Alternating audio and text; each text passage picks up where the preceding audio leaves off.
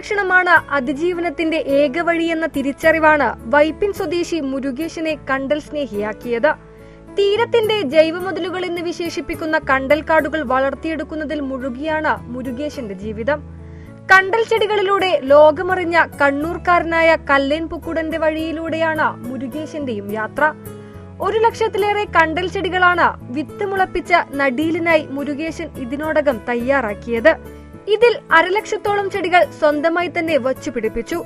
1,00,000-ലേറെ ചെടികൾ വനം വകുപ്പും പ്രകൃതി സംഘടനകൾ വഴിയുമാണ് നട്ടത്. കാലാവസ്ഥാ വ്യതിയാനം ഉൾപ്പെടെ തീരപ്രദേശങ്ങളിൽ സൃഷ്ടിക്കുന്ന വെല്ലുവിളികളെക്കുറിച്ച് ബോധവാനാണ് മുരുകേശൻ. ആരെയും കാത്തിരിക്കാതെ കണ്ടൽക്കാടുകളുടെ വ്യാപനത്തിനായി അദ്ദേഹം രംഗത്തിറങ്ങുകയായിരുന്നു. കേരളത്തിലെ ഏറ്റവും വലിയ കണ്ടൽക്കാടുകളുടെ കേന്ദ്രമായി വൈപ്പിൻകരയെ മാറ്റുകയാണ് മുരുകേശന്റെ ലക്ഷ്യം. ഭാവിയിൽ സമുദ്രജലനിരപ്പ് ഉയർന്ന വലിയ ഭീഷണി നേരിടാൻ സാധ്യതയുള്ള വൈപ്പിൻ ദ്വീപിന് ഇപ്പോഴേ കവചമൊരുക്കുകയാണ് ഈ സാധാരണക്കാരൻ. 1 പതിറ്റാണ്ട് മുമ്പ് കണ്ടൽക്കാടുകളുടെ സംരക്ഷണത്തിനായി ഒരുമ്പിട്ടിറങ്ങിയപ്പോൾ പലരും ഭ്രാന്തനെന്ന് വിളിച്ചു.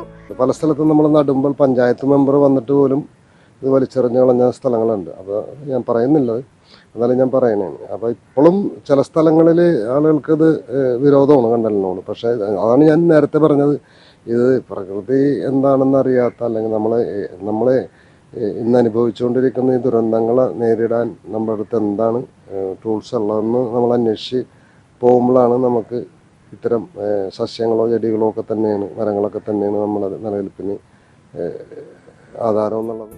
നാട്ടുകാർ തടഞ്ഞതിനെ തുടർന്ന് കണ്ടൽ നടീലുകൾ മുടങ്ങിയ സംഭവങ്ങളുമേറെ. ഇതിൽ തദ്ദേശ സ്ഥാപനങ്ങളിലെ ജനപ്രതിനിധികൾ വരെ ഉണ്ടായിരുന്നുവെന്ന് മുരുകേശൻ പറയുന്നു. നമ്മുടെ നാട്ടിലുള്ളവർ കണ്ടലിനെ വേണ്ട രീതിയിൽ മനസ്സിലാക്കിയിട്ടില്ലെന്നാണ് മുരുകേശന്റെ അഭിപ്രായം. വൈപ്പിൻ മാലിപ്പുറത്തെ വീടിനോട് ചേർന്ന കണ്ടൽ നഴ്സറിയും ഇദ്ദേഹം തുടങ്ങിയിട്ടുണ്ട്. പലപ്പോഴും സൗജന്യമായാണ് ചെടികൾ വിതരണം ചെയ്യാറ്. എറണാകുളം ജില്ലയുടെ, കേരളത്തിന്റെ പല ജില്ലകളിൽ, എറണാകുളം ജില്ലയുടെ പല ഭാഗത്തുമൊക്കെ നമ്മൾ നട്ടുപിടിപ്പിക്കാൻ നമുക്ക് അവസരം ഉണ്ടായിട്ടുണ്ട്.